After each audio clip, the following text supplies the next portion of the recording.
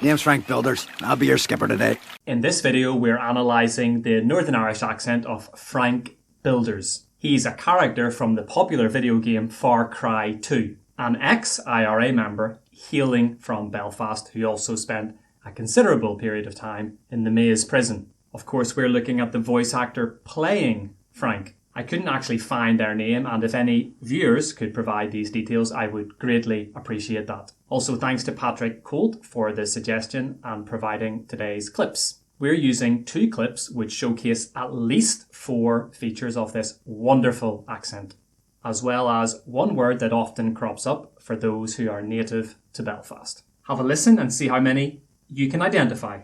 I've been waiting forever, like. Won't be serving refreshments, I'm afraid, but what we will serve is a huge steaming pile of semi-automatic weapons to the poor. First up, pay attention to how Frank says this word.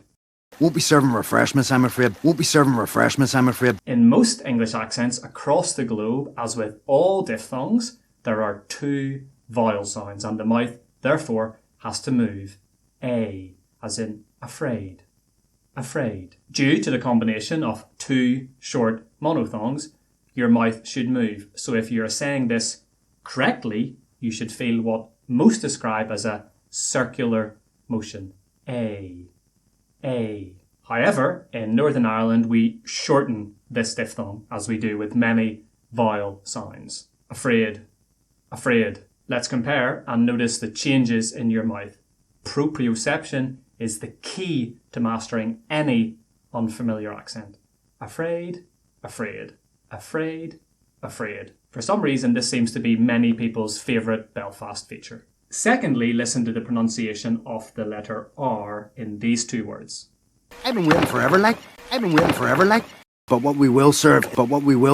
You will have noticed the clear pronunciation of the letter R in both of these words. This is called rhoticity, the pronunciation of R in all contexts. There is huge variation across the whole English-speaking world. Some examples: Welsh English, Australian English and New Zealand English are usually defined as non-rhotic, whereas Indian English, North American English and Irish English are usually as rhotic. In any Northern Irish accent, the R sound is pronounced all the time, in all contexts. It is therefore rhotic.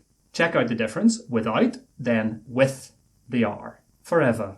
Forever, serve, serve. For a more in-depth look at this phoneme, as with all the characteristics in this video, check out the playlist somewhere up here. Thirdly, notice how the highlighted words are said.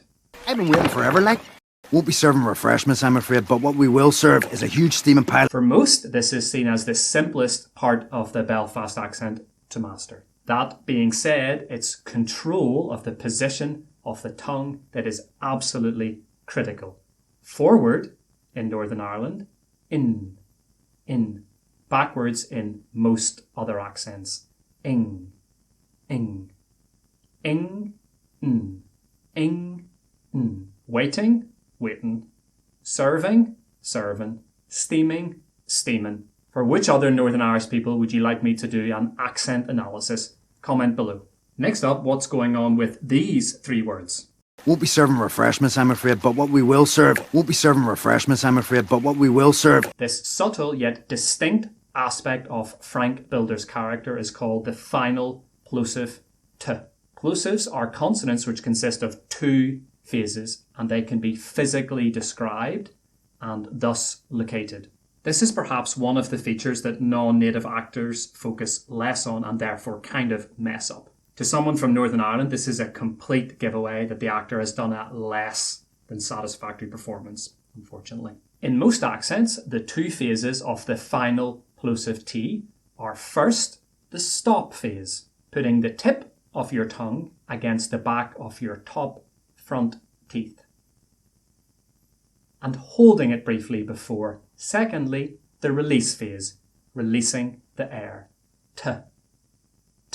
Now, in the Belfast accent, you lift your tongue to the same position as if to produce both of the 2 phases. However, you stop, flatten it out, and don't actually complete the sound.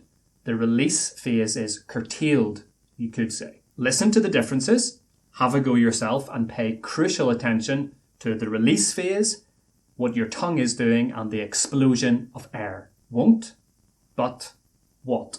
Won't, but, what. The most common error here is actually to go too far by dropping your jaw so that your tongue isn't even in play at all. Make sure you don't fall for this common mistake.